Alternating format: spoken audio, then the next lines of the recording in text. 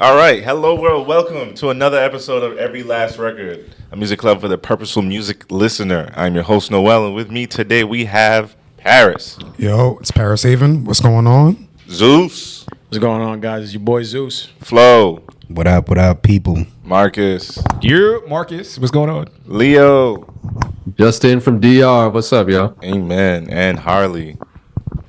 Que lo que?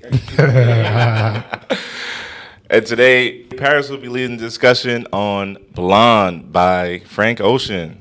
So Paris, please take it away. Ladies and gentlemen, first and foremost, thank you for joining us today. I want to start this off by saying this is hands down one of my favorite artists of all time. I link in Frank Ocean to the modern day Stevie Wonder, or even at times the modern day Prince. Now, the reasons for this is Frank Ocean, as a songwriter, I believe, is very multifaceted. He can make songs about sex. He can make songs about drugs. He can make songs about lifestyle, isolation, and depression. A lot of people in this specific modern era, I just don't think do it in a way that sounds as intelligent and amazing as Frank does.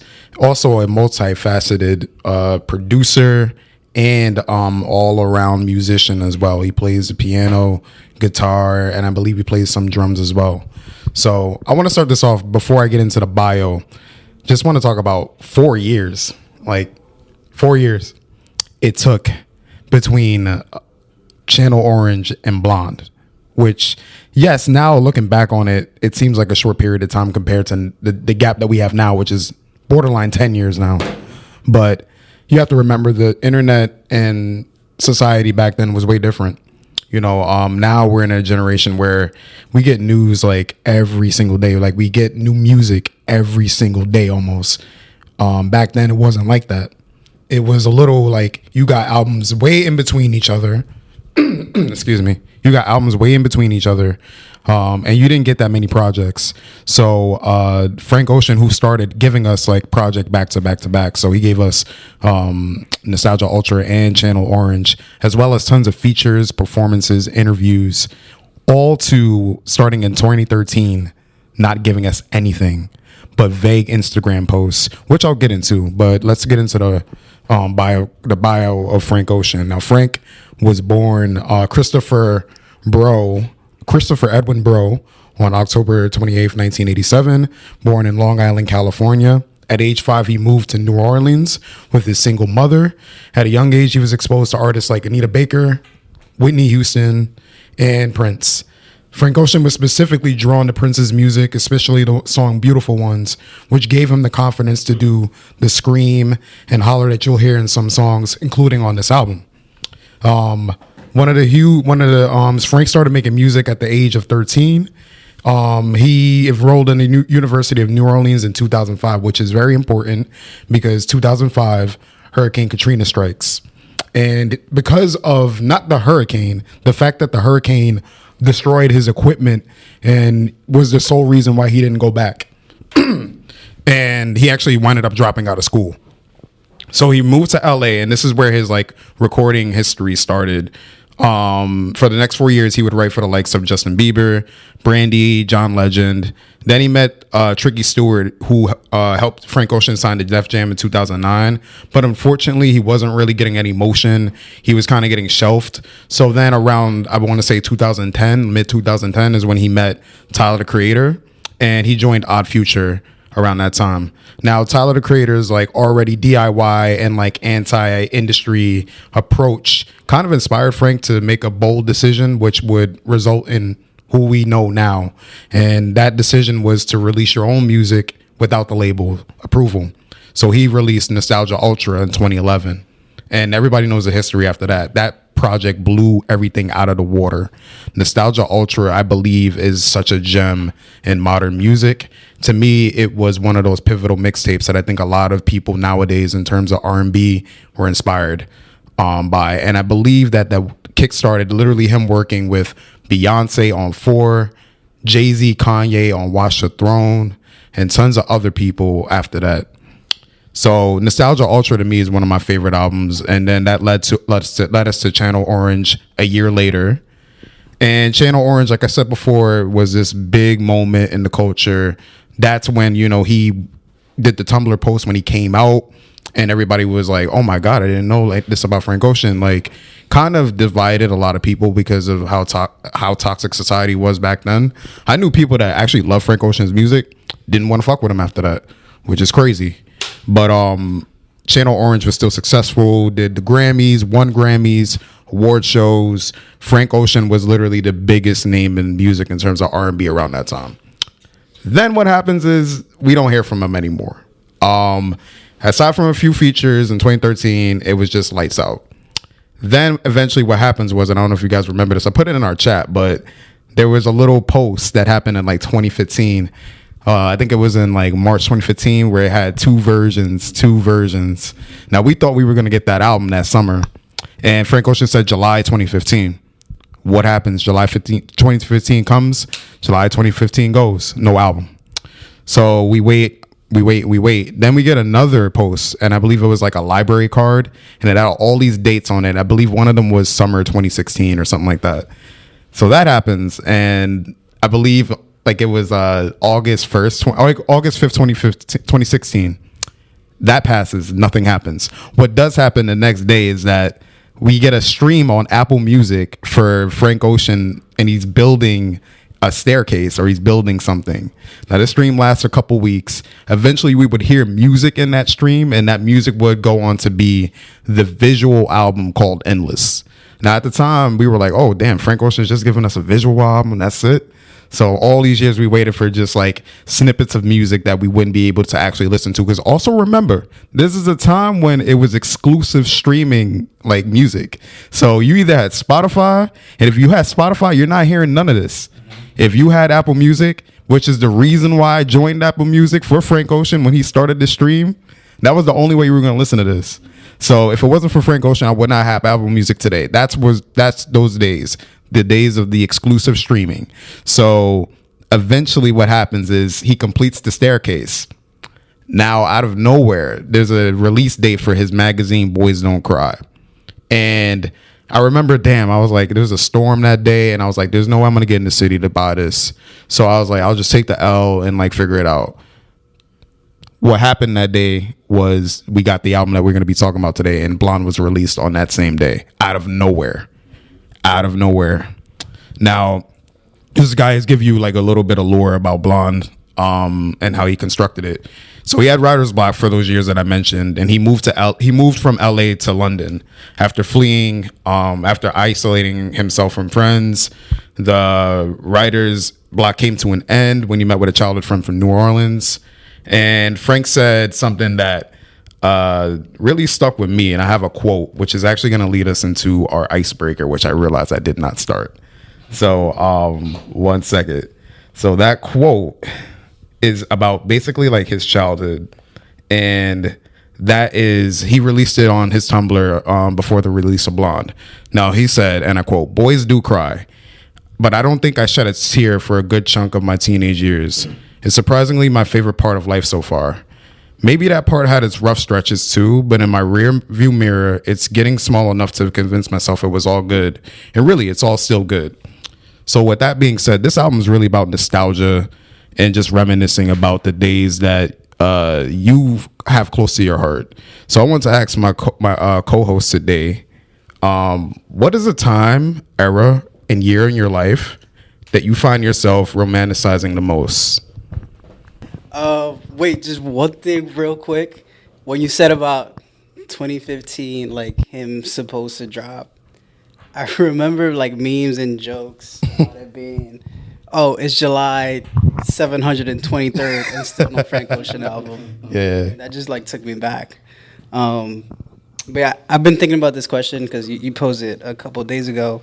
For me, it would be my childhood. And specifically like the what ifs of my childhood. So I grew up in the Dominican Republic, right? When I was 6, my family moved out there. And I just remember the weekends spent with my family. So during the week, we would live kind of in this town, Santiago, which is kind of like a city, more like a little bit more suburban, more more urban, stuff like that. And every single weekend we would go up to my grandparents, which is on the countryside, like up in the mountains and stuff, talking about like chickens roaming around, horses, cows, all that stuff. So I kind of grew up in this like contrast between a more like suburban lifestyle to a more rural lifestyle. So kind of this like contrast from back and forth. And I think it kind of like gave me a good, well-rounded outlook on life. Like we got to see like, I'm talking about like real poverty, like directly. And we got to like, because that's where my parents grew up, right? They came from that background. So we got to learn that experience. And then we also had to like, got the chance to like, go to private school and stuff like that and have a lot of blessings that a lot of people didn't have. So that's something that I think about a lot. And then part 2 to that is the what ifs. I was talking about this the other day with my girl. What if I never moved to DR, right? Like, who would I be if that had been the course of my life? And also, what if, never moved back? Like, who would I be today if that had never happened? I don't know the answer. It doesn't really matter. I'm happy with my life as it is now, but We have it with your life too, man. yeah. Yeah, it does matter, by the way, brother. Not that it doesn't matter, but, the chips fell the way they did, and I'm grateful for the life I had. I'm grateful for the friends I have, the family I have, the people in my life. But yeah, that was kind of deep, but No, that was beautiful, bro. And it's funny because you say like the duality of that, which we'll definitely get into, and it definitely kind of goes back around when we're going to be talking about this album. So you're on point with that one. yeah. Sir, can you repeat the question one more time? Absolutely, sir. So it is what is a time in your life, era or year what is a time, era or year in your life that you find yourself romanticizing the most? It's definitely going to be grad school. Like, so that's like 2020 to 2023. So Interesting. yeah, so I've searched like, I've done like mad research to try to figure out, I knew I wanted to go to grad school. Actually went to grad school like right out of Iona. But as we all know, Iona is like incredibly expensive. So a part of figuring that out was, all right, like how can I get my education funded at the same time? And that kind of led me to getting into higher ed. Whatchamacallit, I didn't end up continuing after college, but I had an opportunity to pursue the master's program that I wanted to by working for CUNY. So it ended up working out. But between that time, like, I think this is something that nobody like really like the excitement around going to college is amazing, but then there's also a journey that happens, right? And life continues, life happens around you. So around that time, I was incredibly excited to start, and then things started to kind of happen, right? Good and bad, right? I think I went to the most concerts I've ever gone to in that time span. Rolling Loud. I went to go see Hiatus Coyote. I went to go see Yusuf Days. Like all these artists that are just kind of popping up. And around that same time, like I also like donated a kidney. Like this is all That's right. happening at the same time, right? So it's a nice like little combination of highs and lows. I was heavily into music. Definitely trying to be a DJ at that point. Still kind of am, to be honest. But I was like just amazed at like not only what music was doing for me, but also what music does to other people, especially when you play it in a loud setting. And also, not to mention, COVID is happening at the same exact time, right? So that was just also a weird time for a lot of people, where people were trying to pick up new hobbies, right? Luckily, I had grad school to entertain me. Luckily, I had like just new things to kind of figure out on my side of things. But yeah, I definitely I almost, you know how much I romanticized that time. I almost forgot that COVID was happening between 2020 and 2023. Like it seems like so long ago, but it's also like just been only 2-3 years. But yeah, that's definitely a time that romanticized for better or for worse, for sure. Wow. Wait, question real quick. What's your DJ name? Oh yeah, that's a good question. Oh, I've thought about this heavily. DJ Momentum. DJ Momentum. DJ Momentum. That's tough. Yo, that's tough, bro. That's tough. Is it like broken up like momentum, or is it one word? It's Moment M. Ooh. Yeah. So Momentum. Yeah. Coming soon. On everything, Marcus, I'm proud of you because I feel like you've kind of really have like come into your own, and especially like they talk about people like the older you get, you more fall into like routines and all that. But I feel like you kind of got a new lease in life of being creative, and that you have to give yourself props to, especially during that time because a lot of people lost themselves, mentally. Yeah. So for you to like get another grasp on life, like that's fire. Yeah, you got to give yourself credit. And I think even for all of us, like 18 to 21 is formative years, but I also think like that 25, 26 to 30 is incredibly formative, right? So like that's the era that we're literally talking about. Like I think I started maybe even more so. Yeah. For some people. Yeah. So like again, 25, 26 to 29, 30, like that's your frontal lobe was open, and that's as they say. Like Joelle, that's something Joelle said. Like your frontal lobe is opening around that time. So from 25 on, where you get like at 27 specifically, that's when it kicks in, like 29. So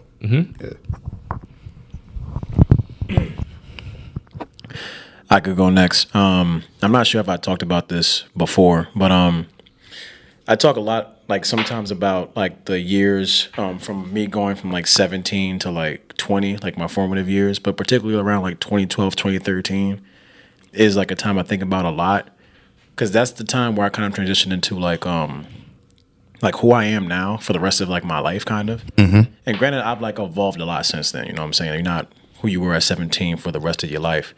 But I was so different prior to being 17, and it's so ridiculous, but I always say this story. It was literally Tumblr. Like Tumblr literally like kind of changed me a little bit because that was my first time. I was always behind on social media. I got Facebook late. I actually never had a MySpace, fun fact. Like I was always just like out of the loop on stuff because I wasn't like a very social person. So I got Tumblr, and it was mostly to like look into music and look into art stuff and everything. And I remember like that's around the time I started to lose weight because I was a bigger boy when I was younger, and like I started to care a little bit about how I presented myself and how I dressed. And I used to not get haircuts. I used to look like really dusty. I'm not gonna lie, y'all would not recognize me. I was like had an afro. I had hair. You know what I'm saying? That's how long ago it was. And I remember like the first time I posted like a picture of like an outfit I was proud of that I got like a lot of like good feedback, and I was nobody. And I was like, man, this kind of feels good. You know, people think I look nice. I don't know why. But like, I started to really care about like, like fashion at the time because I used to wear like whatever. So I used to care about like, all right, let me get like a nice jacket, whatever. The music, because like, again, I got Tumblr for the music. There was a lot of like underground rock bands I was into that were only on Tumblr. And then I was getting into Odd Future, funny enough. And like a lot of their stuff was on Tumblr. So I got on it for like, Tyler and Frank Ocean or Earl Sweatshirt, who were two of my favorite artists at the time.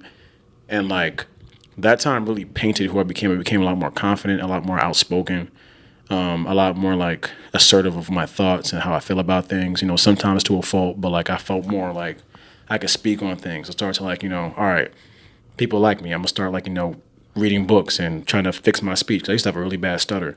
It was like a really major point of like growth into who I became now. And again, like all the art that I valued in 2012, 2013, I still value now. Like all the music.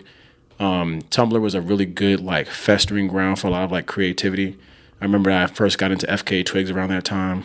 James Blake, Frank Ocean, like a lot of before they got like super big because they just had big Tumblr followings. I followed everybody on Tumblr. A lot of celebrities had Tumblrs and everything. Like I was into a lot of like the blog posts. I was following like Drake's blog. Drake used to drop like Lucy's back during that era, and I was like really big I was a really big Drake head. Like we all were. Yeah, exactly. And it just felt like the internet was a lot more fun, a lot more like creative back then. There was not a bunch of corporations controlling like 2 or 3 websites. There was no algorithms. It was just like it felt like like a whole brand new world. Yeah, it was less performative. Yeah, it was less monetized too. Yeah. Like and you could there was enough separation between the internet and real life that you can be on the internet for like all day and be like, I'm gonna go outside. Yep. And have a whole different experience. It wasn't like outside was also the internet. Like, I gotta make sure I dress a certain way, present myself a certain way because this is what the feed tells me and blah blah blah. And I saw a reel that said if I say blah blah blah. It wasn't none of that. It just felt like, and granted, I was also young too, but it just felt like I felt so free back then. I was going into college. I had the confidence. I had the time. I just felt like so like in tune with everything, and those years kind of made me who I am. So like I think about those years a lot. I revisit that kind of music a lot. And also, like, we got Channel Orange, and I remember the day Channel Orange came out. I remember when I first heard Pyramids on Tumblr. It wasn't even on, like, streaming anywhere. You couldn't even buy it. You had to go to the Frank Ocean's Tumblr page and hit play. And the cover art was, like, some Simpson shit. Like, that I was like, yo, this is the best thing I've heard in my fucking life. Yeah. Like, so, like, yeah, that was the greatest ever, man. Oh yeah, yeah. Shout out to Synergy. Yo, that's crazy. For me, I would say probably from like 14 to from like 14 to 21, and I was heavily involved in music at the time. Me, my sister, some friends that we was running with at the time, and we were doing shows like every weekend. I was blessed enough to go on a couple of tours. Like we did an East Coast tour with this group, and we hit like certain cities going up and down the East Coast. What was the name of the group? No, I wasn't in the group. I was doing my own music. My sister was doing her own music. Got it. Yeah, and this is my teenage years, and we had such a great time, so many great experiences. And I haven't, my family, they moved to Florida and they stayed there, and I moved back to New York, and I haven't lived around them in a while. So it's something that I think about often, you know, I'm a big family man. So I love being around my family, and I haven't been around them or lived around them in over 10 years. So it's been quite some time. So I think about that time often, and music is something that I was grown into. My father produced, my mother was in music. She was singing in multiple groups throughout her life. So we were raised, I was raised in it. And the fact that like my family bonded over music, like in so many different aspects, whether we were creating or just listening to it, is something that I think about often. And I was blessed with opportunities to open up for people. I mentioned T.I. Currency, and I had an opportunity with Post Malone also, and stuff like that. It's funny that you mentioned Rolling Loud. I used to know one of the guys who created it before it took off to what it is now, you know, so shout out to them. I remember vividly those times, and I guess to Paris's point, romanticize those times. And it's something that I haven't given up on. I'm still working musically in certain facets, so it's with me all the time. But that time was probably, you know, as you're growing up as a teenager and like being given those opportunities to where, I would say from the age of 14 to 21, easily did hundreds of shows. You know, how many teenagers could say that they did something like that, you know? So it's just like, mind you, I'm no celebrity or nothing like that, but even small, I've done shows where there was 5 people in the crowd, you know what I mean? But it's just like still the experience of like being able to get on a stage and do something you love. And a lot of the time with my sister, she was there, you know? So it's just like, that was one of the eras of my life that I really look back on and appreciate it for sure, because it's a blessing that I don't take for granted. That's real, bro. You know, I love how you guys are, you know, talking about, you guys are more reminiscing than talking about a moment that you romanticize. Because I thought when Paris dropped the prompt in the chat that romanticize means like you're kind of like blowing something up to be more than what it was. You know what I mean? And for me, like, you know, my mom and my dad actually, you know, they bought like the family home that we currently have, you know, when I was, you know, super young. And so I remember growing up in there, and, you know, maybe like a couple years ago after I'd moved out, because I only moved out like, I think 6 years ago at this point, there were like these 2 big like brown wooden arches in our living room, and every single like family reunion memory I have in my head from when we were little, you know, I remember those, and they were a little, you know, old timey, you know what I mean? And one day they told me, they're like, hey, we're gonna renovate the living room, and we're gonna remove these arches. They're kind of like antiquated, and you know, it made me think of like, it's almost like a part of my childhood being like washed away. You know what I mean? And it kind of, when that renovation was completed, or right before it was about to start, and then after it was completed, I was going talking to my mom and my dad about, hey, do you remember this family reunion? Do you remember when Tia did this, or mi primo hizo esto? You know what I mean? Like all these different memories, good and bad. And after the renovation was completed, you kind of realize that you don't need a physical token of something to kind of keep on remembering those times, and that everything ahead of you is just as good as what was behind you, at least most of the time, right? And yeah, I always think about that now. I think about those times when I was little, where like everything was like carefree and it was joyous all the time, right? But now I'm living in a whole different city. You know what I mean? I'm thinking about moving to another city. Going to the beach and shit. It's like, come back home, Leo. Come back home. Come back home. The kids miss you. Maybe come back to the New York City metro area. But it's just one of those things where it's like, I love those times back then, and they were great. But there's always something new to be done. Moving forward. But that's real. I yield my time. I give you the floor, Mr. Paris. All right.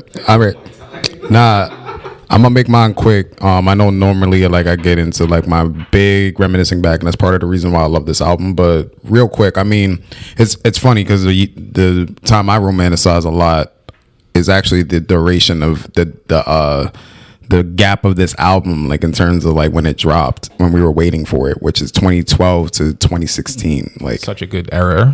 That to me, like that block, I think, like Matt was saying, I fully agree and resonate with that time, because those are my formative years, where I found myself. Because like Matt said, like I was somebody that in high school, I didn't really dress well. I couldn't really afford anything. I didn't really have any confidence at all. And through Tumblr and through the arts and through listening to music, specifically Kanye, Pharrell, ASAP, Tyler, Odd Future, Frank, like they kind of gave me the blueprint into who I would become. And hanging with these guys, like some of these guys that are in this room right now, like I give you guys a lot of that credit.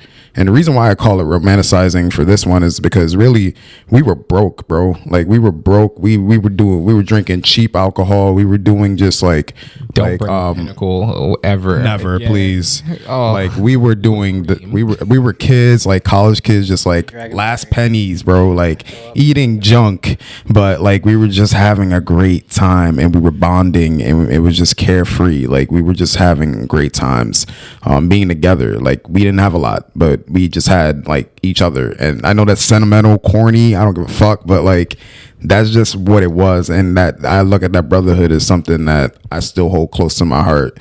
And even of course like the women we had around that time, I also shout out to them too, because it was just a great group. Like it was a great time, and just the world in general, like it did feel like very stress-free. Like I think that was the last times of like almost like peak overall like optimism. They call it optimism, like millennial optimism. That's what they say now. So I think politically, obviously, I think society wise, like in the United States, that is, and where we were, like I think those times were just like they were fun to be around. We had the best music come out, we had the best movies come out, we just had the best media. And like Matt said, I do think that like there was a little bit of like a distinction between offline and online. So like we weren't spending all our hours online, we were also going out. And a lot of that time out is the times that I love, where it didn't feel monetized, it didn't feel like manufactured and shit. So for me, it's 2012 to 2016. You know what I mean? Also, like you mentioned a political climate, like the vibes were high. Yeah, the vibes were high from 2008 to 2016. Incredible. Like that plays a lot, like a huge part of it, to be honest. Yeah, like it was it's just as the more online we spent, the more of that, the more it got worse. So like that's the time that I look at and I love so much. Go outside, people. Just go outside, and that's a big part of this album, by the way. So I'll just get into just like this little section of the lore, and then we'll get into first impressions. The lore. So as I said before, he had writer's block, and when he met up with a childhood friend from New Orleans, Frank said like that convo made him inspired to talk about himself and talk about his upbringing a lot more. So there's a quote that he said, there's no fantasy on Blond. It's for better or worse autobiographical. It's his experience. It's the foundation. It's what made him who he is. So Blond is basically an expression of his childhood, coming up from New Orleans and the time spent from there until like I believe when the hurricane happened before he moved to LA. And a good part of this album is actually, a lot of it is his voice pitched up, which I found out is actually to represent his childhood. That's something that I really didn't know about, which is crazy, but a lot of the songs that are pitched up are like his thought process when he was a kid. So all of that to say, we talked about leading up to the album, which is how we got here now. So through that, I want to ask you guys, what are your first impressions of it back then? And also I want to ask you guys, what are your impressions about it now? I actually just have a question. This is one of the only albums that like I was looking online for like interviews. There are no interviews, right? Like none. And I think like one of the beautiful things about Blond is like it's incredibly open for interpretation. And I think like some of the best art, especially music albums, is always open to interpretation. So like some of the information, like I'm hearing a lot that I didn't hear on the project, right? Like there's literally a whole hour and 20 minute video that I found online of somebody breaking down song by song the story. And I'm like, yo, there's nowhere that like Frank like mentions any of this stuff. And I'm like, yo, you're literally just like, it's a little dangerous too, because you're creating a story in your head about the things that's happening in his life. So you could only take what you're listening to as face value. And the mystique behind Frank Ocean is he is an incredible songwriter. So you'll never really know. He's so metaphorical. I think he is one of the greatest songwriters of all time, right? To be completely honest with you. But just to kind of slide right into like first impressions, for some strange reason, like this album, the first half, I'm locked in. The second half, it loses me a little bit for some strange reason. I never know why. I know that there's a lot of depth there. Yeah. But I'm so locked in for the first maybe 9-10 songs. Yeah. And after Solo Reprise, it's like it fades away. I don't know what that's about, but it's also some of the most incredible music I've ever heard in my life. It's the most amazing 9-10 song run of any album that I've ever heard.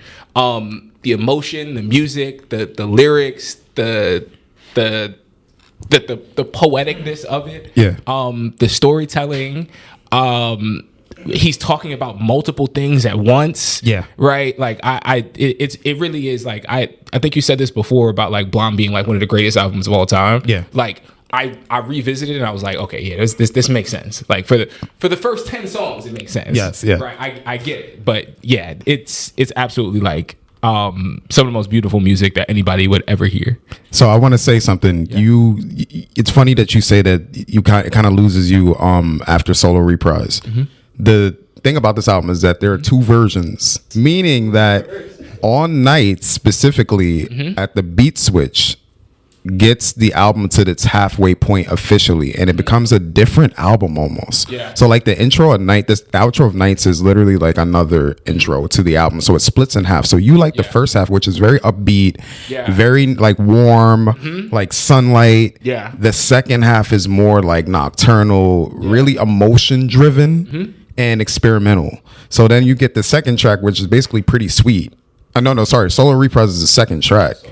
And then Pretty Sweet, and then you get all these like almost like half songs or like skits. Yeah. So I think it kind of like messes with your mind. You're like you're used to like track by track, but the first first 3 songs after that are just like half songs. They're not really full fleshed quote unquote ideas that you really just have to look into more. So I think that's the reason why. But that's funny because I think again that kind of validates his point about this being 2 albums in one, because again when you divide it up 20, it gets to like, I think the first half is 30 minutes or 30 exactly 30 minutes and 33 seconds.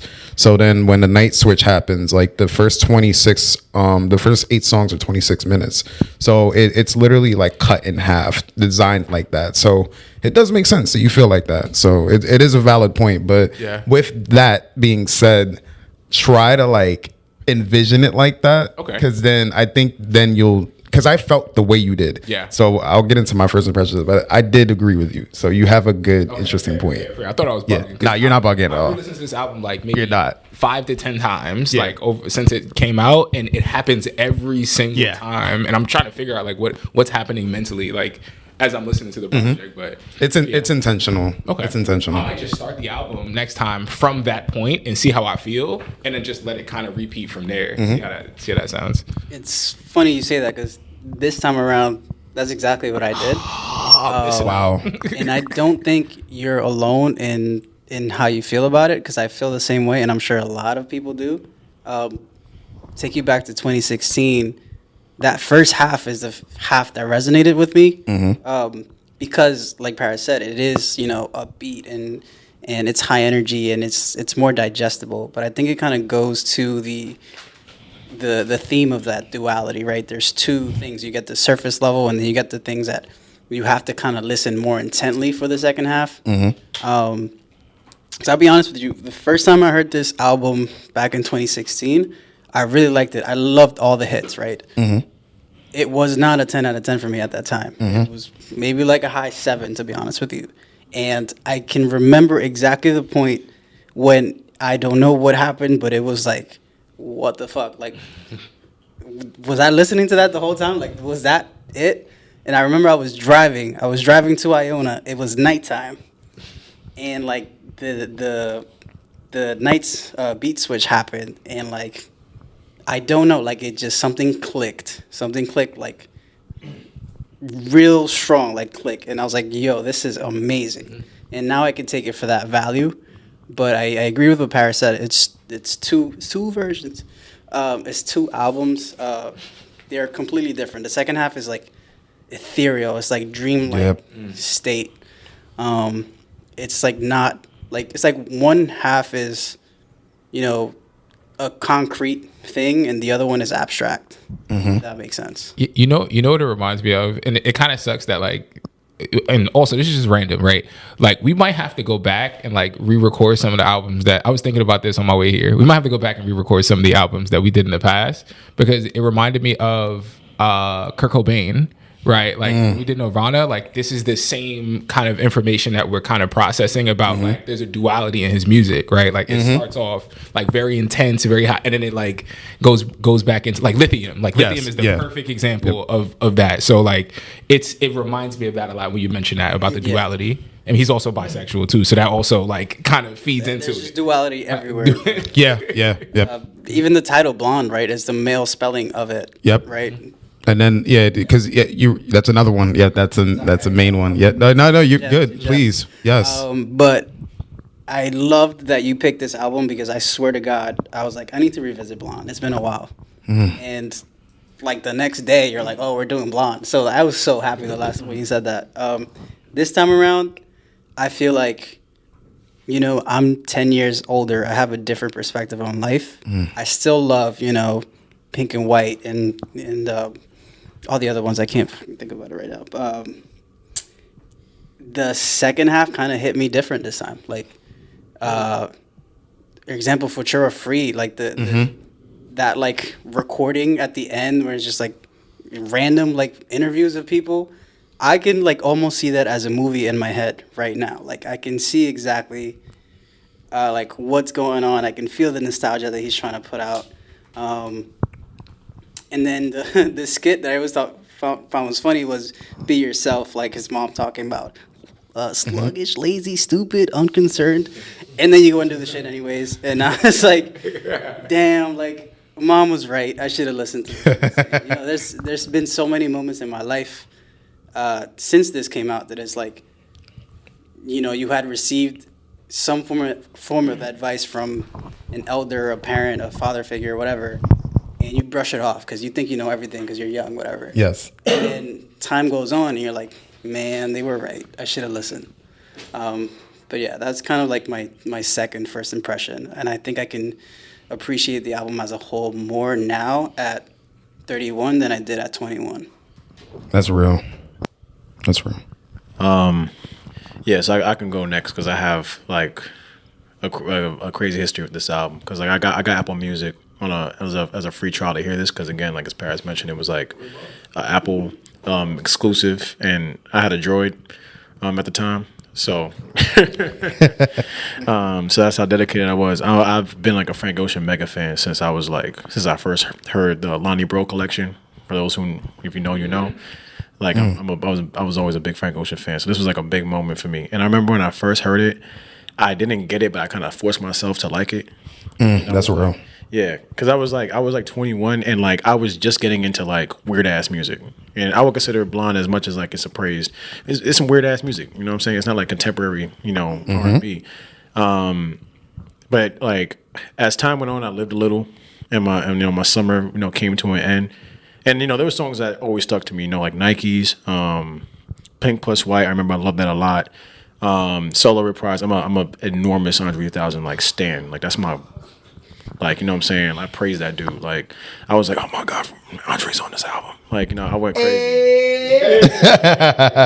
And I remember I wanted to support him because I bought the album, even though I was, like, broke as hell. Because he dropped this independently. You know what I'm saying? And like, shouts to him. The dude made like $1 million in 1 week off this album. You know what I'm saying? After he left Def Jam.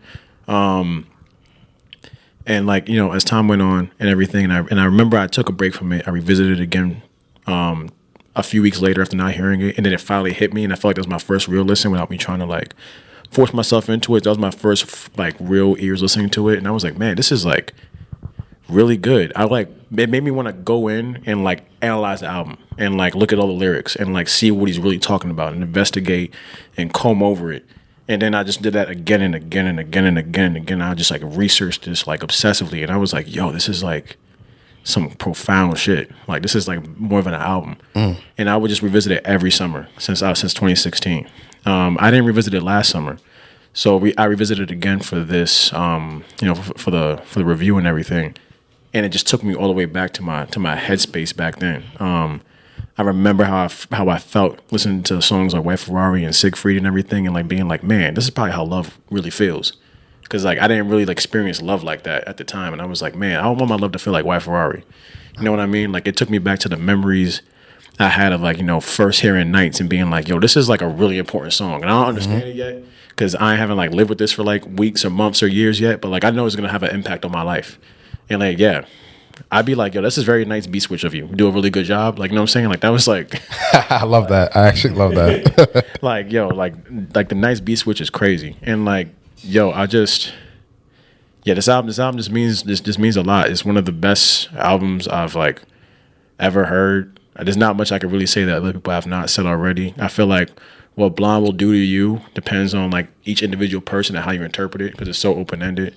So like my read of Blonde might be completely different from yours. It might be completely different from Frank's because Frank don't talk about shit. Facts. You know what I mean? So it's like this album is like a very major touchstone of the 2010s. Even Rolling Stone has it in their like number 80 in the top 500 albums of all time, which I very heavily agree with. And like, yeah, man, this was I love this album, bro. Like, not much I could really say that hasn't been said already. Incredible body of work. And I also like it more than Channel Orange. Same. So do I. Yeah, I'll follow up with that. It's funny because when I first heard it, I couldn't stop comparing the two. Yeah. Like I couldn't stop comparing the two because I was OD in love with Channel Orange. Yeah. And then I heard Blonde and I'm like, how is he gonna top this? I don't think he can. That was my honest opinion. I don't think he's gonna be able to top this. And then I heard it. And I was like, man, when it started with Nikes, and I was just because I was like, it wasn't really a single, but it was like it came out a bit. It was before, like a yeah. The video dropped too. Yeah, dropped. So I heard that and I was like, oh, this is fire. This is so fire. And I was like, all right, great start. But I don't know if it's gonna top Channel Orange.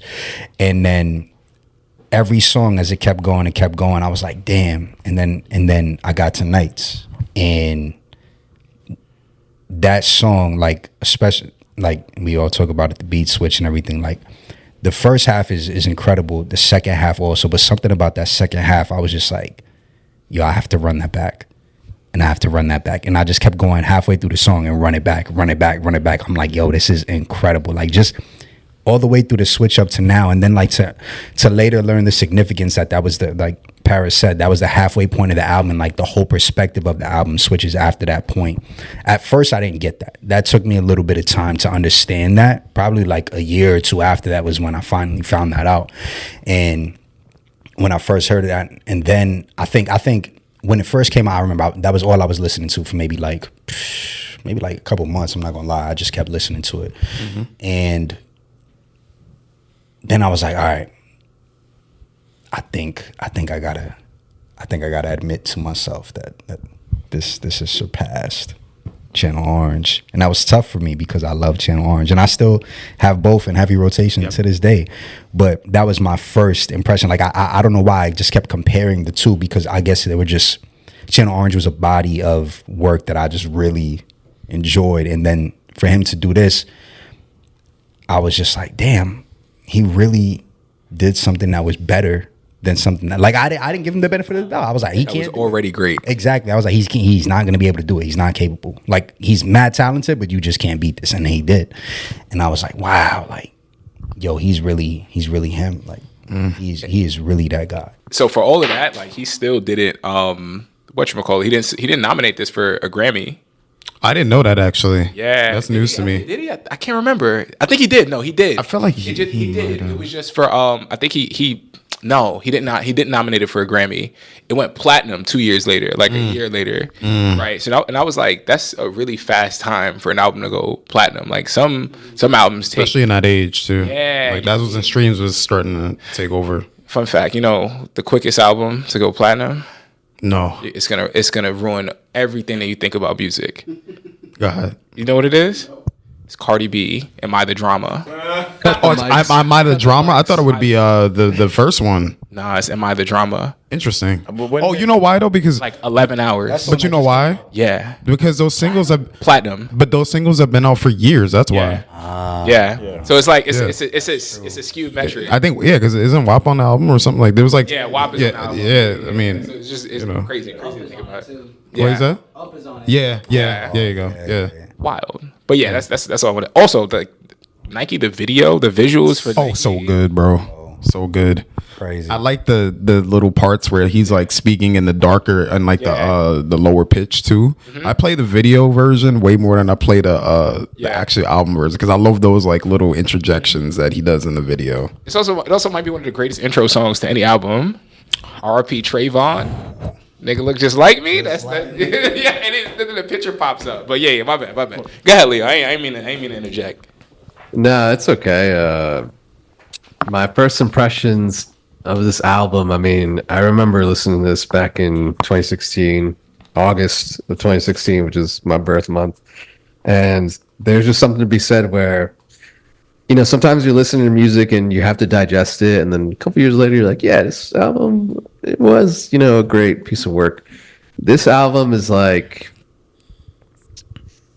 it's just fucking beautiful, man. You know what I mean? Like, I don't want to dress it up and adorn my sentence or my first impression with a bunch of, descriptors, but it simply is like almost perfection. You know what I mean? Because a lot of times, and we've talked about this in previous sessions, and I always harp on it, right? It's like when an artist gives you, an album or an EP or whatever type of release of music that they do, and you're contributing your time to listen to this, right? You're spending your time listening to this. And there's other albums that sometimes they're an hour and a half long and things of that nature, and you don't get anything from it.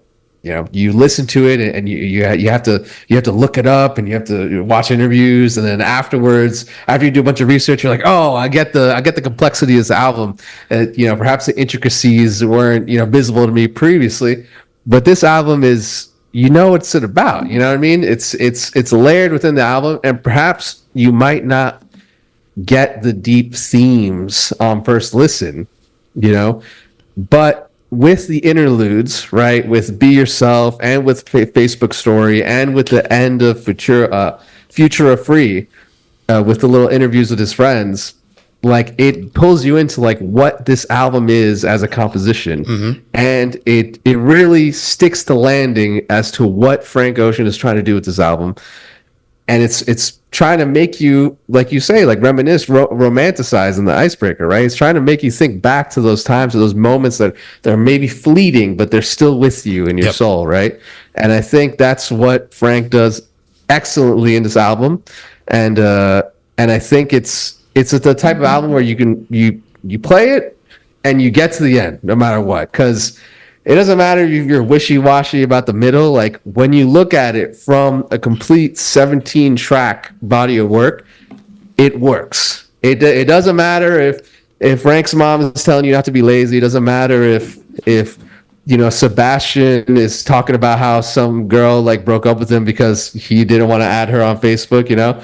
It's like that all works within the album, Facebook. And yeah, I mean that's my first impression.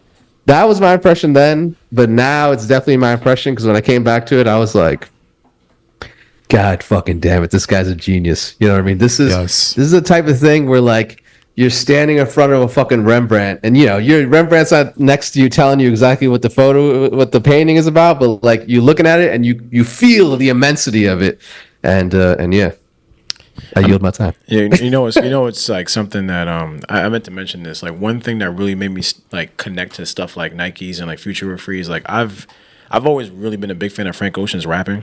I think that he would be a great rapper even if he just rapped. He is a great rapper. Yeah, he is a great rapper. Like he has songs like Blue Whale and a bunch of other songs that are like deep cuts of him just rapping, and like Golden off of Goblin by Tyler, the Creator, and like just hearing him rap on Nike and like Futura Free, I used to always run those back. I'm just like, man, I would kill for a Frank Ocean rap album. Facts. Allegedly, he was gonna drop one right before COVID, and his brother passed away. R.I.P. Ryan, bro. R.I.P. Ryan. But like, and actually, Blond was originally going to be a rap album back in 2014, and like these songs like Nike and Futura Free are like the windows into a life that I wish I got to see. OD, bro, and it's funny. Like that's one of the things that I love about Frank, is I feel like he's a better lyricist than a lot of rappers in general. Like he's really a top tier lyricist in terms of bars and stuff. Real quick, I mean, my first impressions, I think, kind of are identical to what Harley said. Like, and even Matt, like, I did force myself to like this album. Because I like Matt, I like even like what Adam said. Like, Channel Orange to me was the Bible. Like, I was like, anything. Like Channel Orange is gonna be hard to top because I was so used to the traditional way of making R&B, like Channel Orange is, and even then, like it is still like has some nuances of like experimental music there, but this was just a whole different direction. And I agree with what Harley said. Like the first half was really where I was stuck on. I think Marcus said that the first half was the only thing I was stuck on. I really couldn't get past Solo Reprise either, like that. Like it didn't really stick for me. But now I will say, like, going into it as an adult, like I really, like Harley said, the last half really sticks with me as an adult.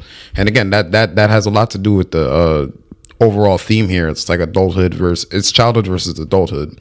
And those songs really just get into the adulthood part of Frank's life. Like you'll have songs like Siegfried, which he's contemplating either settling for a swimming pool with 2 kids and like what he says on the song, so like family life, versus being somebody that is just like isolated and like doing whatever that he wants. And like again, it's also another narrative that I forgot to mention, that deal that got us here, where he kind of finessed Def Jam or his label to like tell them, hey, like, yeah, I got this album out and it's a video album, that's it. Then that was the end of the deal. Drops a surprise album, and that's his first independent album, I believe, and now he's out of the deal. And it's a fucking class, and it's a banger. Bro, like, it's a fucking amazing. Like, they were pissed, man, and that's why there are a lot of regulations on like things like that now, like because of Frank finessing the industry.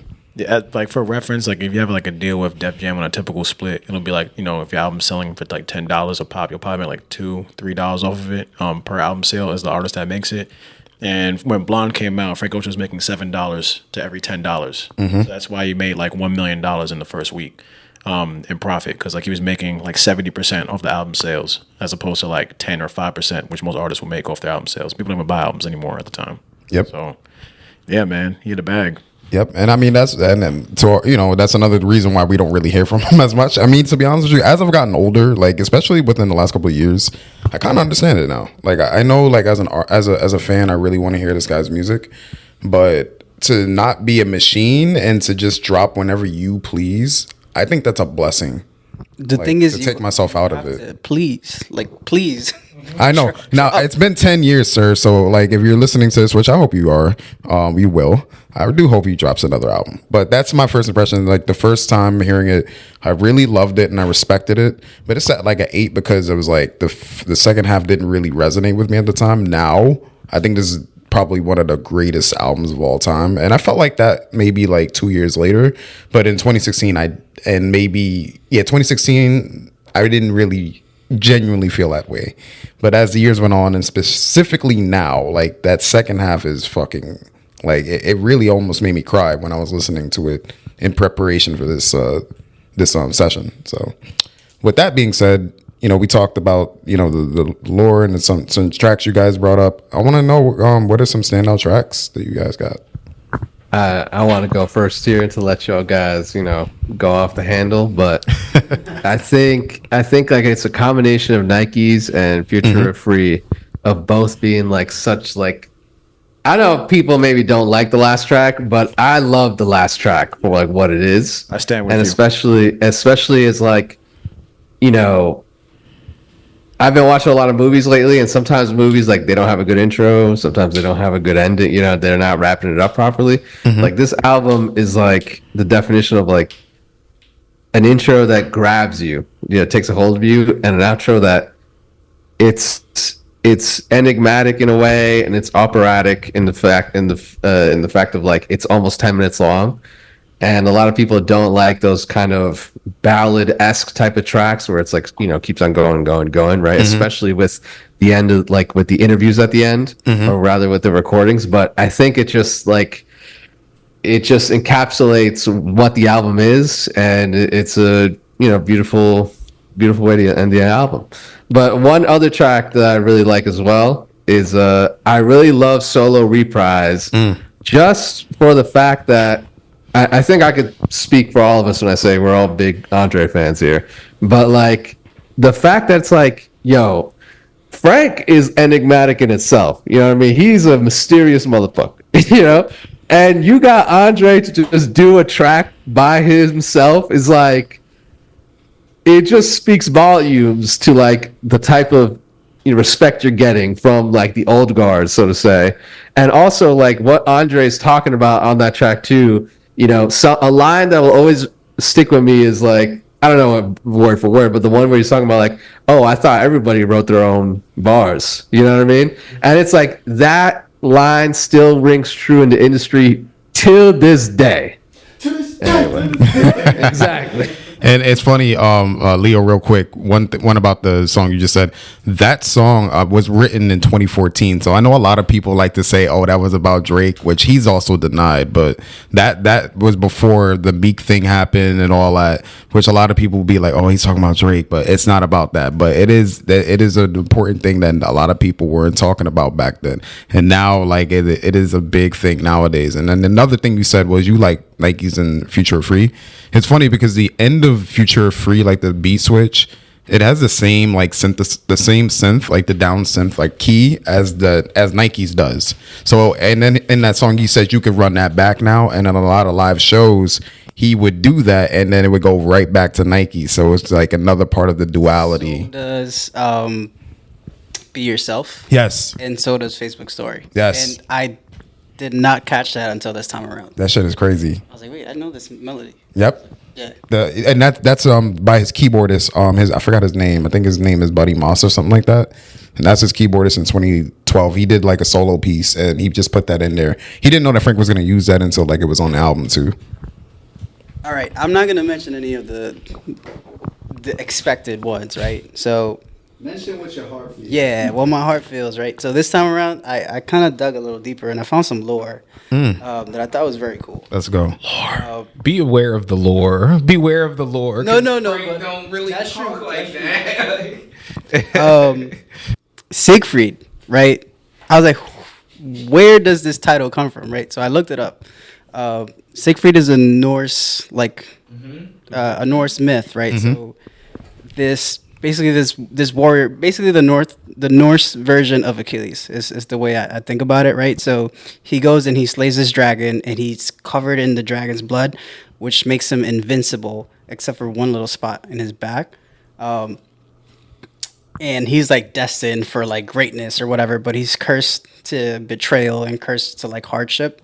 And he ends up dying betrayed by a close friend. So somebody stabs him in the back, which his wife divulged the information about his weak spot or whatever, which I thought was cool. Rest in peace, Siegfried. Yeah, facts. Yep. If I could also throw something in there, Yeah. Siegfried is also the main fighter from Soul Calibur, and he had a song called Soul Calibur on Nostalgia Ultra as one of the skits where he puts a cassette tape in. I remember that. That was tough. And Frank Yeah, Ocean's yeah. a big gamer, so it's like a triple meaning. That's crazy. Wait, I got it. Not know There's that. another one too. Not know Siegfried from Siegfried and Roy. So like that's the duo of the magicians, and I believe one of them unfortunately like got killed by the tiger. So that's kind of like another like reference to Siegfried too. That's crazy. That's a quadruple entendre. And another. So Siegfried is destined for this like life of greatness, whatever. And I think that's what he's saying in the song is like he has this talent and he has this. And this is what I'm interpreting, right? Yeah. Because I'm not gonna assume what Frank is It's thinking. funny. It's funny. But when he's saying I'd rather live outside of this like quote unquote destiny that I'm supposed to have, this stardom, right? I'd Yep. rather just That's fair. live my life and be a person and not Be have free. to- and be Yes. free. Futura free. Yeah. Yep, you got it. I think it's fucking dope. Close to You. I thought it was this whole time because the writing credit goes to the Carpenters, which is the original song, but it's actually a Stevie Wonder. It's a cover of Stevie Wonder's cover of that song with the talk box thing, the synthesizing like voice thing. So I went and looked up that performance, and that performance is dope.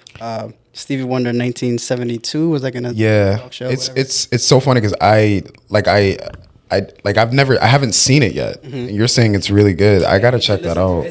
There's a direct like sample from that performance in the song. Yeah. So that part where his voice gets all distorted. is Yeah, actually- at the very end, right? And then finally, Good Guy. So back in 2017, me, Matt, Paris, and Paris's girl, Elena, we went to Panorama Music Festival. And we saw, I think, one of the last performances of Frank Ocean, like live. Wow. And he did a version of that song that, if you have not heard it, just go on YouTube and look up Good Guy Frank Ocean live at Panorama, and it's an entirely different song. Like he goes on these like riffs and he makes it this like melody. It's not just like him talking or whatever. It is mind blowing. So please check that out. And that's like a core memory for me. That was how I rang in my 23rd birthday. So it was the day of my birthday that I remember. And I just remember being just blown away by that. That was a beautiful performance, like hands down. One thing before Matt goes, you mentioned Siegfried. One of the favorite parts that I just discovered and the re-listen is there's like that part where he's like, "It's a loop inside a loop," which is basically another like piece of like lore that, again, duality. It loops.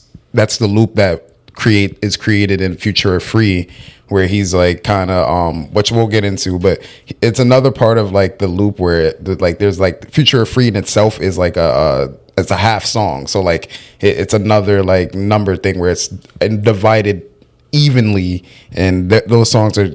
That song is considered to be two different songs as well. So I think that's another thing. Like he's like trapped in like either being free or like he has to be like the musician that everybody wants him to be.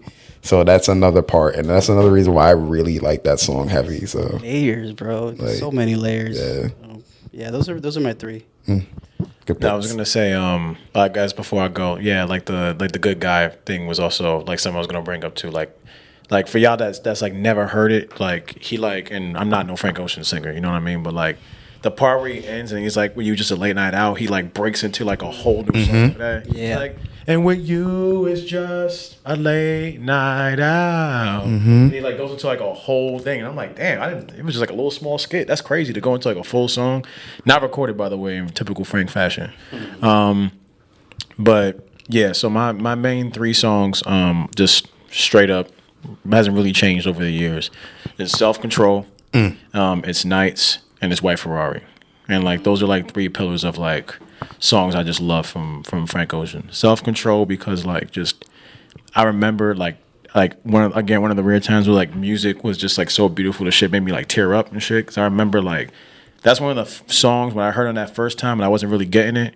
I remember I felt that song and I was like, yo, like this is beautiful. Like the outro where he just like, and I don't want to leave. Like that's just beautiful. That's just, especially just being young, just being outside and just not knowing yourself and just like hearing just, you know, this man just like sing about, a girl making him lose like his self-control and everything. Like, Perfect just like, summer song, by Yeah. the way. Like, Yeah. song, Oof. And it's funny because it kind of goes into Nights, and like I always like Nights. Obviously, Nights is one of the best songs probably ever made. But like what really made it like lock in for me, and it makes it, and like every time I hear it, it ties it back to like this core memory. They'll talk about romanticizing. The first time I ever went to Europe, I went to Amsterdam, and I went to Paris. And I was listening to Blond, and I remember I was just walking around. It was like just nighttime, and I remember like I had headphones in, and I had some time by myself. I was like, I went to a nice cafe, and I was like walking towards the Eiffel Tower, and I was listening to Nights. My first time in Paris, in the city, and I was just like, man, this is like beautiful, bro. This is I like can imagine, bro. Yeah, I was just looking up at like the buildings and everything. Like for y'all never been in just beautiful architecture. Oh, it's so beautiful, bro. It's very New York vibes. I'm a very architectural kind of person. So I was walking by like a bunch of statues, and I was just like, I kept replaying. I walked all the way to the Louvre, just like running Nights on repeat, and I was like, man, yo, this is like some shit I'm experiencing right now. Just like full sober brain, just like nothing but me and the music. And I was like, man, like I don't remember this shit, and I still do. So that's why Nights holds like an extra special memory for me. And then, yeah, White Ferrari's White Ferrari, bro. Like, White Ferrari, I was just like, yo, like, the day I get married, I'm playing White Ferrari at my wedding. This is beautiful. That's This real. is love personified. Like, literally, when I think about Blonde, I think about, like, an actual white Ferrari. You know what I mean? Like, on some Nostalgia Ultra, kind of, like, cover art kind of vibes. But one song I do want to shout out, and it kind of ties into Panorama, which Harley mentioned, which was in 2017. One song that never stuck with me, but it clicked with me after seeing that live performance was Pretty Sweet, because that was actually his intro song. I thought he was gonna come out to Nike, some shit like that. That makes a lot of sense. But he came out to Pretty Sweet, and it was like an extended version. And I just never thought about the song like that or it being an intro song. But that was my first time laying eyes on Frank, and like Frank didn't even feel like a real person. And so I was just like, yo, this dude's in front of me. And like, you know what I'm saying? Like when Nah, I that's hear Pretty real. Sweet, I'm just like, yo, like this is like the first time I lay eyes on this dude. And there was like proof of his existence in my, like, you know, this guy that like I looked up to and idolized his art and like analyzed his music. Like, and I had a year sitting with Blond. I'm just like, so now when I hear Pretty Sweet, it just reminds me of how I felt in that moment at like 22 years old, watching like one of my biggest idols walk out on stage for what might be the last time I might see him. And just like seeing him give me one of his best performances, like of like 5 performances he probably ever did. But like, yeah, Pretty Sweet. That's like another core memory for me. So like that's like an additional honorable mention. But yeah, Self Control, White Ferrari, Nights, forever. Real. I'll go.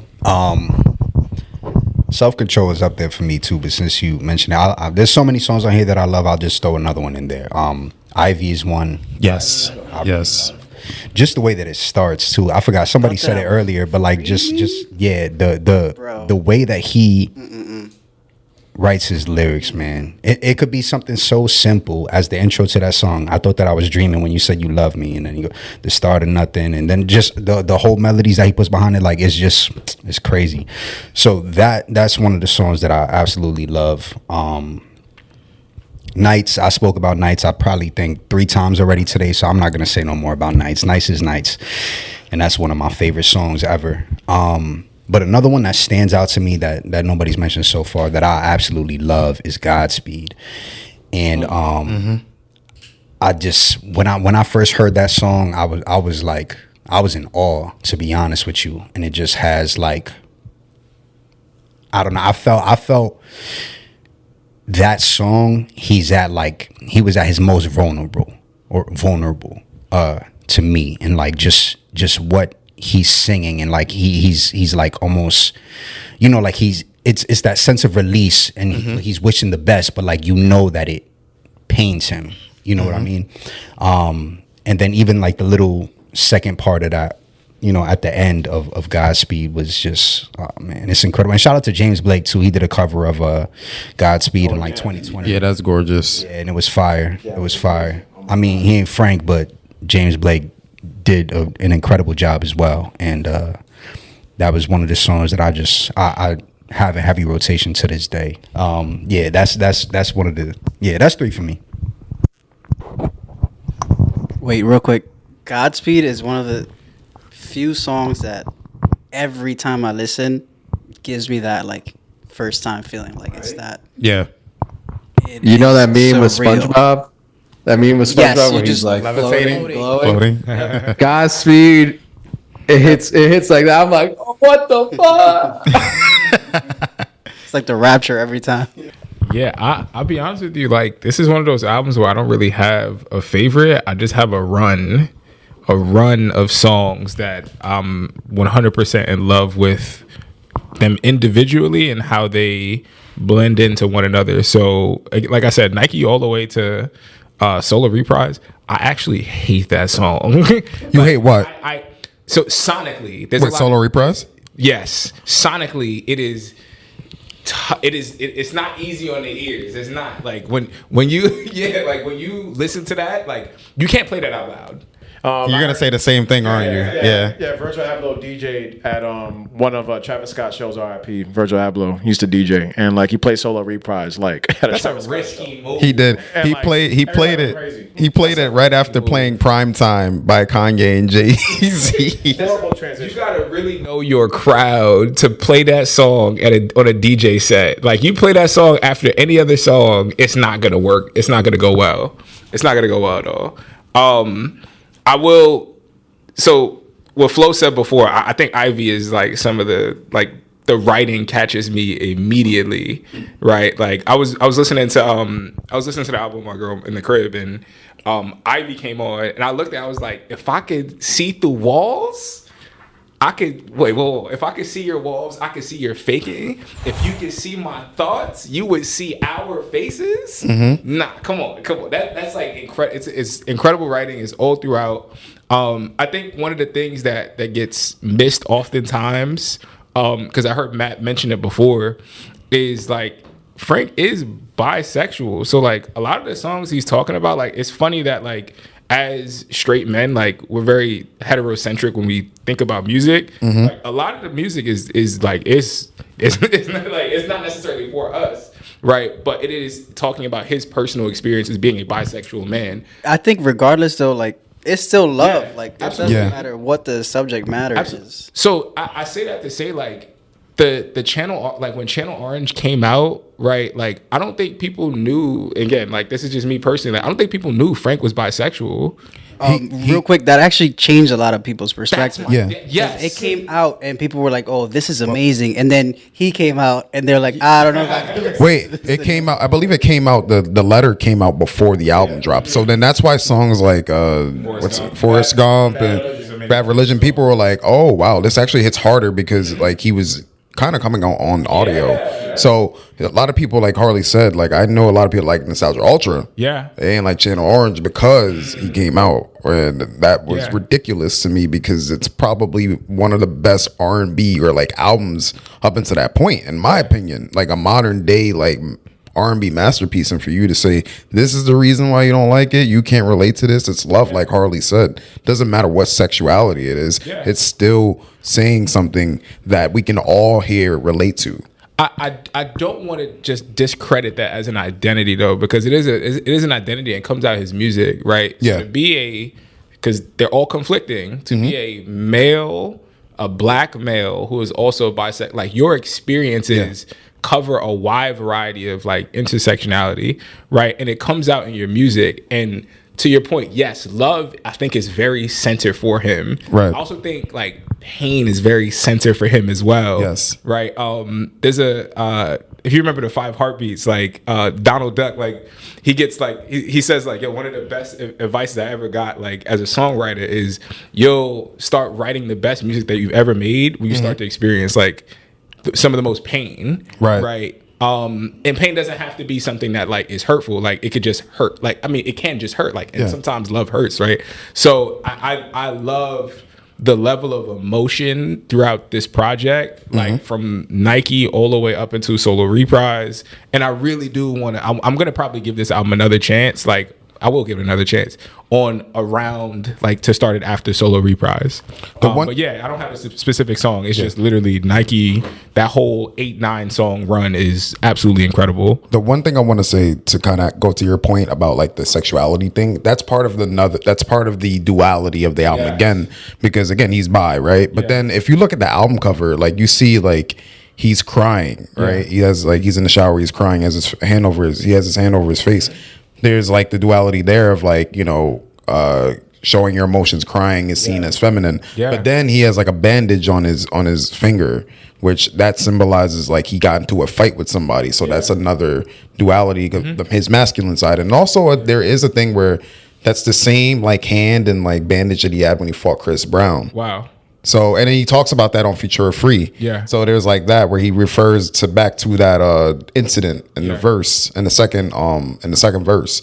So that's another thing. So you are right, because like his sexuality plays a huge part in this album and the duality. Where also I wanted to say like all the tracks actually are like they're all kind of like duality. They're all duality based too, because you have beat switches. Yeah. Like you guys mentioned on some tracks. I mean, Nights is one of them. Self Control is one of them. I think White Ferrari is one of them too. Like that, they all have these beat switches. So like the songs themselves are like they're contrasting each other too. So that's another thing about it. And last thing I'll say just about like just on this segment is like we did D'Angelo before, and I just love the idea that like people who are really really into musicianship just don't mess with like the contractual agreements of artistry. Like they just want to make music and leave me alone. Like I want to make my music and leave me alone, and I'm gonna do whatever means that I can do to kind of get out of whatever scenario so I can be free to create, right? And I think like in comparison to D'Angelo, like I think Frank has much more of a successful story with utilizing the industry to get what you want so you can be free, right? And I just love freedom as the theme of this album, whether it's youth, whether it's love, and it's incredibly, incredibly radical for him to be who he is and to have an album that is this freeing. I think that's like the real theme and elements of this album that I love. And every single time you listen to it, you come back to that feeling. I think that's the feeling that you're talking about, that feeling of being young, but also feeling like very free. And I get that every single time I play the album, which is incredible. Right. And a quick thing too to touch on that point, I'm pretty sure I heard at some point that like because when he released the pictures on Tumblr and it said "Boys Don't Cry" on a magazine, that's originally what he was gonna call the album as well. It was gonna be called "Boys Don't Cry" to show like, you know, that vulnerability. Men got to protect their masculinity and all that stuff like that. And then he did the Blond thing that Harley mentioned, you know, with the cover being feminine or the cover being masculine Blonde, and then the title actually being feminine Blonde when it was released with the E on it. So just a touch on that. But I know Leo go get it to his tracks. Sorry. Why you guys forgetting me, man? I know I'm virtually here, but Now, I also wanted to say, like kind of going back to Marcus's point also about like the whole like coming out thing. I remember the day that came out on Tumblr. He was like literally just like, what's that shit called? I never had a Mac. Like the Notes app shit where you type it was up. like a text. Yeah, like Notepad. The way he told the story was in such like a beautiful Frank Ocean way. It wasn't like, hey guys, I'm gay. It was or like I'm bisexual or something like that. It was like a story about how like he met a friend and he remembered, like, you know, they spent some time there parting ways, and how he felt at his friend leaving. And like he felt like he didn't directly say like, yo, it was just a lot of inference. Like it was just like, yo, I felt a longing that wasn't like supposed to, like, as a man, I'm supposed to feel for like another dude. But like it was like a longing, like, yo, I wanted to spend more time with you. And I thought that was just a beautiful way of saying it, and then to denounce it as being like, oh, that's him saying they like men. You know what I'm saying? Exactly. And like I was just like, yeah, like, how is that what you deduced out of that? You know what I mean? And then the fact that he embraces it so much on Blonde, that he's just openly talking about it. Because on Channel Orange, it was more of like a moment. Like, you listen to the album, if you didn't have that context, you heard Bad Religion. Yeah. And it's like a big climactic moment. And then he talks about it more on Forrest Gump. But it's like I'm building up to this crescendo. You know, that's like the climax of the album. You know, as I say, the albums have climaxes. Well, here he's just talking about, yeah, man, I fuck dudes and I fuck girls. Like, what's up? Like... Even like the songs that dropped after this, one of my favorite Frank Ocean songs is Chanel. Yes. Which is a song where he's talking about I see on both sides like Chanel, which again, like, frankly, it's absolutely like, you know, and like it's a lot of duality. My guy, pretty like a girl. I see on both sides like Chanel. Like, it's just like the way he like talks about it. It goes into the duality. It's a flex for him. I love that. It's an OG flex. Yeah. I love that. and I feel like this album freed him from that burden, where it's just like, yeah, I like, before I was coming into the industry, I was newer. I was trying to make a name for myself. Now, like, I know who I am. I know how influential I am. Like, I have the songs with Kanye and Beyonce and Jay-Z, everything like that. Like, I know I'm that guy. So like, you guys can't deny me anymore because of my sexuality, and that's a beautiful thing. That's why I feel so free, because this is the album where he kind of asserted, like, you know, I'm like a touchstone of the culture. Right. And I guess, you know, I'll just say one track because you guys said all the other. Actually, I got two. I got three. Fuck it. I got three songs. So Pink and White, one of my favorite songs. That was the song that actually got me into loving this album. Fun fact about that song, it's in a 6/8 time, which is the same type of songs like James Brown, It's a Man's World, like those early like pop songs from like pop ballads from like the 60s, if you ever could listen to them, which is weird for like a contemporary song to have, because a lot of songs just don't have that same like beat, that 1 2 3 4 5 6, like they don't have that. So I think that was pretty awesome about the song. And it just, yeah, Beyonce on the background vocals, come on now, it's one of my favorite songs. Then I love Solo. Like Solo lyrically is one of my favorite performances from him. So low, as in just being by yourself, so low, depression, so low, just everything that he does, like he kind of like does it all the time. And the thing, obviously, like the duality with that is Solo Reprise is just like very like high energy and like manic, as opposed to the Solo, which is just one instrument on the organ. Yeah. Which that song just reminds me of a funeral for some reason. But shout out to James Blake, because he's on the keys on that one. So that's my GOAT. I'm so happy you said lyrically. Thank you. Yeah, that's one of my favorite written songs of like the decade of 2010s. And then finally for me, Matt said Self Control, which I would have picked that, but I'm gonna go with White Ferrari, which is actually one of my favorite songs. I love just it's just about like a relationship. It just didn't work out, right? It didn't work out, but like at the end of the day, like the only things you really remember about it were the good times. Like you're choosing to romanticize the good times and not being bitter, because maybe you guys weren't there at the same time. And I think also, just to go back to the whole reminiscing nostalgia thing, like a lot of us lived our like, I think the same like age as Frank around when like the mentality that he was in. So I feel like this kind of speaks to like where we all were. Like maybe we had relationships that didn't work out at the time, but like now we can look back on them and like, damn, you know, like you're looking at the good parts. You're no longer heartbroken about what happened. Now you're choosing just to, with rose tinted glasses, choosing to see like, okay, like we enjoyed that time together, and maybe I got something out of it. Maybe I wouldn't be who I am without it, right? So like that song to me is that, like, it's almost like you're reminiscing about something that didn't work out, but you're getting the good parts. You're now realizing that life is bigger than just like sulking in resentment and like depression about it. So that's one of the messages I love about this album in general, is that again, he's looking at the past maybe he's looking at them with rose tinted glasses, and maybe that's because like when we're younger, we're experiencing new things each time. So like that's why we have these core memories, whereas as now, and I'm not gonna speak for everybody, but like, you know, life gets routine. Like, anybody that's listening, like, life gets routine as you get older. Like, when you're in your 30s, you settled into marriage, a relationship, a job, and all these things. So like, you're not as like active as you were. So then, as a consequence, like, everything does feel a little bit like slower. And I think he says that in Skyline too. Like, every day counts like crazy. So I think that's a big theme about this album, and it's one of the reasons, again, like, I don't think anybody has made a heartfelt album like this, like, since. And maybe if they have, I haven't heard it. Maybe I need to dive deep into it. But it's just something about the theme of nostalgia that I don't think a lot of people really dive into. And I think that's one of the reasons why I love this record so much. But let's get into the rating. I mean, we're finally at the end. This was long, but I think this was needed, man. This is a gem. 3 hours. Like, yeah, this is a gem, man. Because I felt like I wanted to say more. There's so much more we can say, but yeah.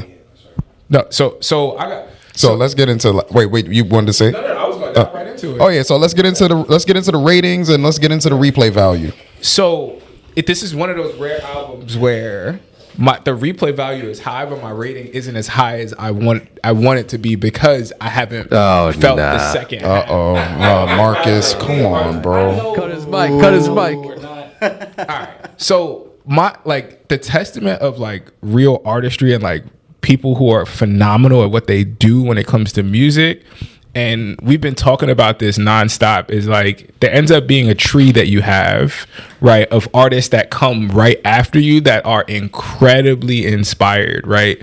I think last episode we talked about D'Angelo, and then we also mentioned MF Doom and how like MF Doom has a ton of people under him. Same thing with D'Angelo. I think Frank is the contemporary version of that, right? Like I can't recall, like I think after Frank there is a wave of artists that become incredibly inspired by what he did on specifically Blonde. As they should. Yeah, like Giveon, and we could go all day on this, like, to be honest, and help me out. Like, I know Giveon, Daniel Caesar. I thought Daniel Caesar was the second coming of Frank Ocean when Frank Ocean took his hiatus. Literally Brockhampton's entire aesthetic. In their music. Brockhampton, yes. Right. Kamari sounds exactly like him. There's somebody out named Choker. Jordan Ward, right? Jordan Ward, what's his name? Yves Tumor, like all those guys.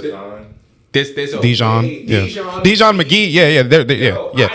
Frank played how he blew up was Frank played him on his radio show, which is called he played Dijon. Mm-hmm. Yeah, and the funny thing about it is like when I started to listen to the first time I listened to this for the club, was like I immediately transitioned into McGee and it was seamless. And I transitioned to Dijon, and Dijon hits so much harder now. Like it hits crazy now. And I didn't even go back to whatchamacallit. I didn't even go back to Absolutely. Like I went to the new one, Baby. Yeah, I went to Baby, and it hit so much harder. And I got Prince vibes, and then everything kind of just started to make a little bit more sense. So the replay value on this is incredibly amazing. Mm-hmm. My rating though is 8.9.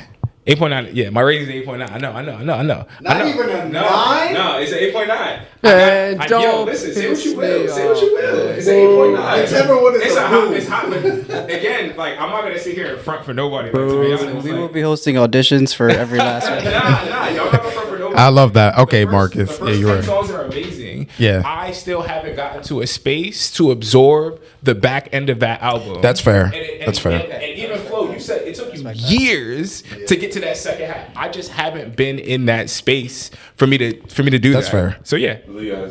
Brother, if you haven't been able to get into the space to get into that second half of the album, it ain't happening. It's not happening. The album's been out for a decade. Let it go.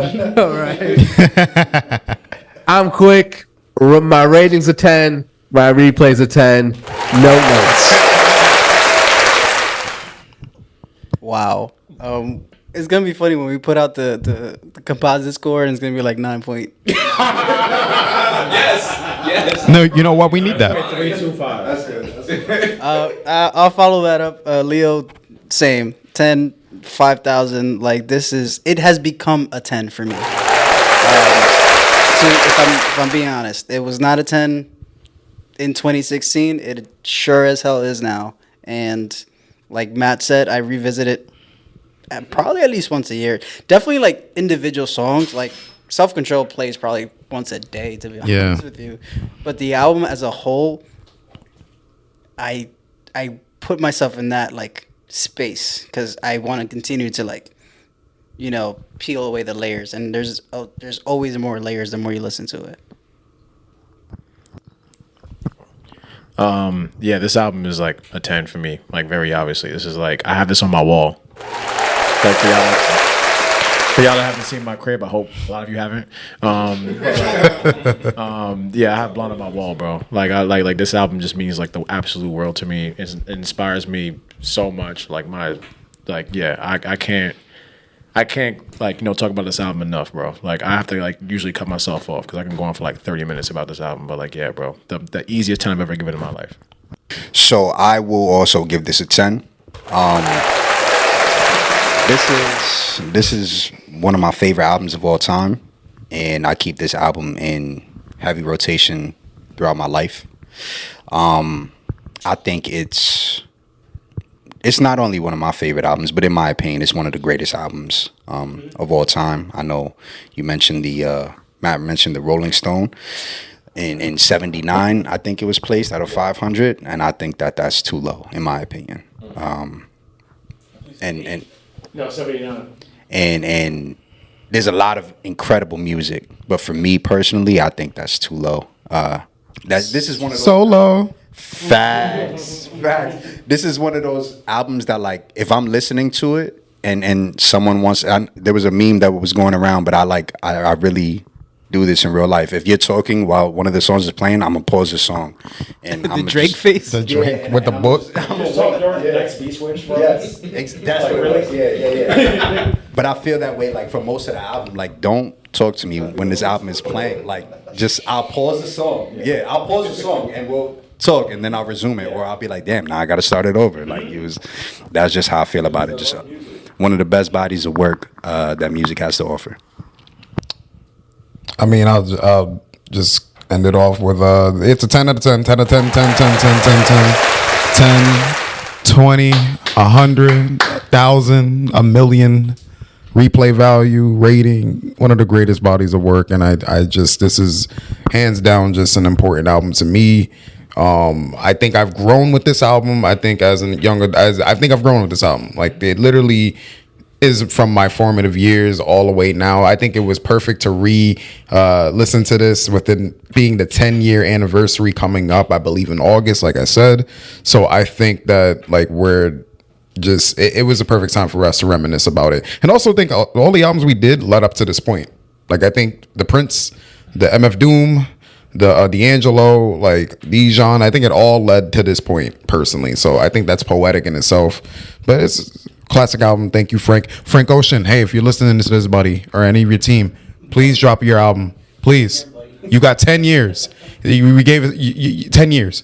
It's time to come back. Come back home. The kids miss you. That's it. Stop with the IG stories, Frank, bro. Just drop. Frank, you don't gotta drop anything. You just send it personally to me, and I'll listen to it. That's good enough for me. All right, and with that, I want to thank you for listening to today's episode. Join us next week. We'll be discussing The College Dropout by Kanye West. All right, so Marcus, what are your ideal listening conditions? I don't have. It's a bop all the way through. I don't really know. Like, Listen on the CD player in 2003. They drop out of college. Well, overheads, I don't really know. Like, I don't think there is a precise location that you could, or vibe. I think it'll just transport you back into early 2000s, when there was like real contemporary R&B out, real hip hop out. Yeah, nah. Like, I there is no prime. It's just good music. Like, honestly, it's just good music. There is no precise listening. Like, there's no precise listening environment for this. It's just press play. That's it. I can do this review right now. All right, people, you know your homework. And with that, I want to say good night. And remember, don't consume music. Let music consume you. And we're out.